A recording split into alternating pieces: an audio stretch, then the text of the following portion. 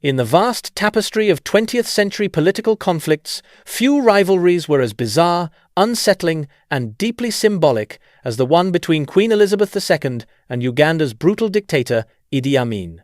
It wasn't just a clash between a monarch and a military strongman. It was a psychological war fought through humiliation, provocation, and public spectacle. Amin didn't simply challenge British authority, he mocked it, twisted it, and used it as fuel to shape his own legend. From outrageous letters addressed personally to the Queen, to shocking claims that he had conquered the British Empire, Amin built an identity around taunting the crown. He even went so far as to ask for Queen Elizabeth's hand in marriage. But behind these theatrics lay a darker political story: broken diplomacy, Cold War tensions, and Amin's desperate need to control the narrative. This is the strange, unsettling story behind the question: why did Queen Elizabeth hate Idi Amin? Part 1. The Breaking Point, 1976, and the End of Diplomacy.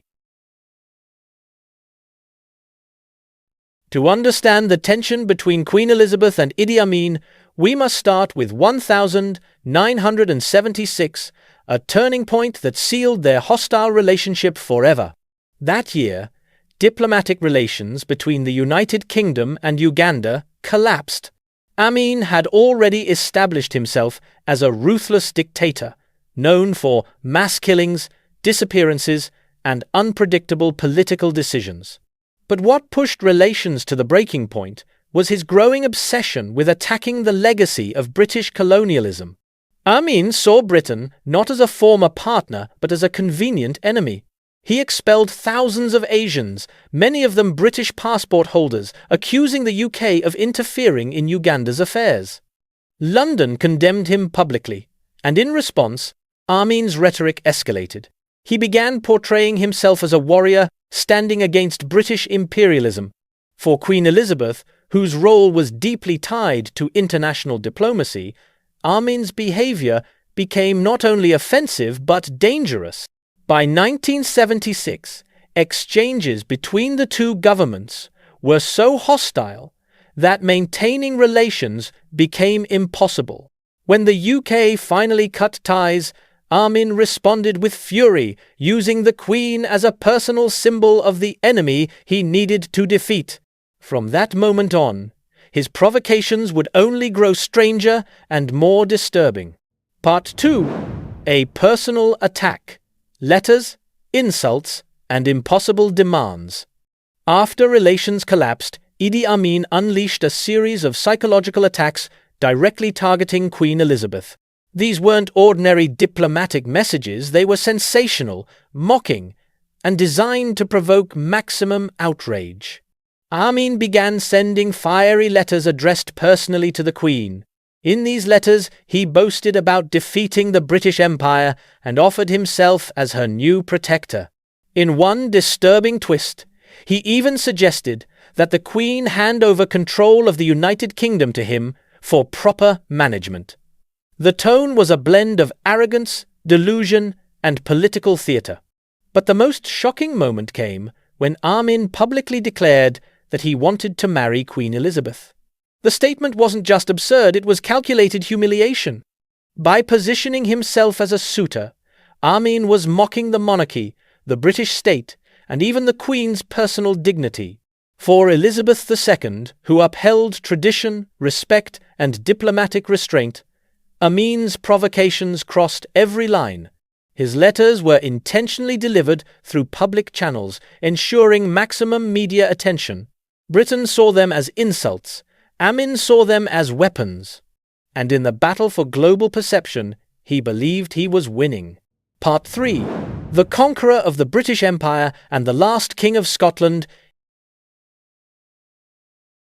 Amin's war on the British crown escalated into full symbolic madness when he began reshaping his public identity around defeating Britain.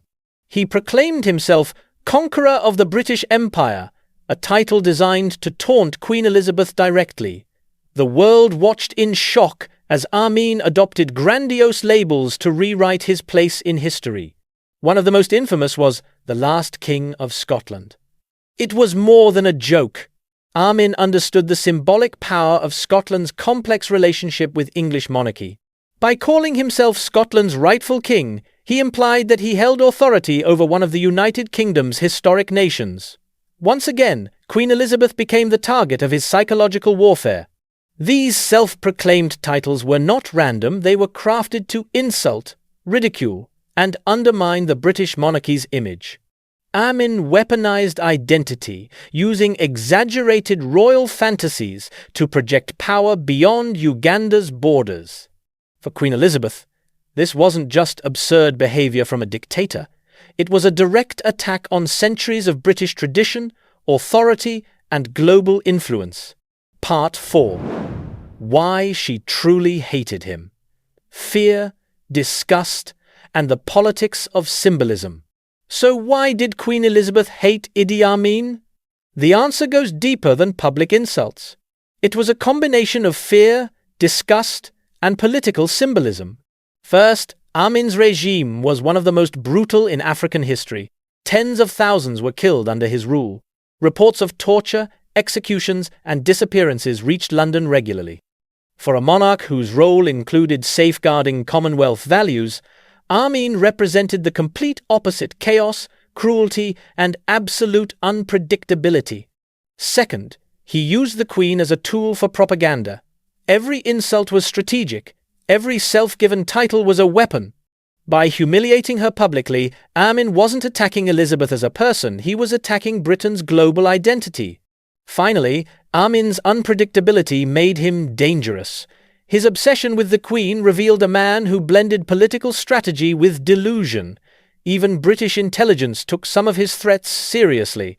Queen Elizabeth could not publicly express hatred, but within diplomatic circles, Amin was seen as one of the few world leaders she genuinely despised. Not just for his brutality, but for his deliberate, calculated attempt to drag her into his twisted political theater.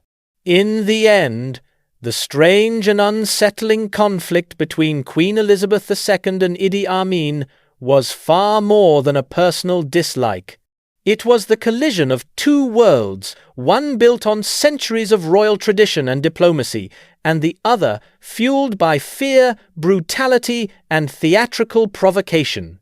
Amin understood the symbolic power of the crown, and he used that symbolism as a weapon to project himself as a global figure. Every insult, every letter, every outrageous title was designed to provoke, embarrass, and dominate the narrative. But behind his mockery hid a darker truth. A dictator desperate to control how history would remember him. For Queen Elizabeth, Amin represented everything she fought to avoid: instability, cruelty, and the deliberate twisting of power for personal glory. Their rivalry has become a historical reminder of how symbolism, ego, and politics can turn two distant leaders into bitter enemies.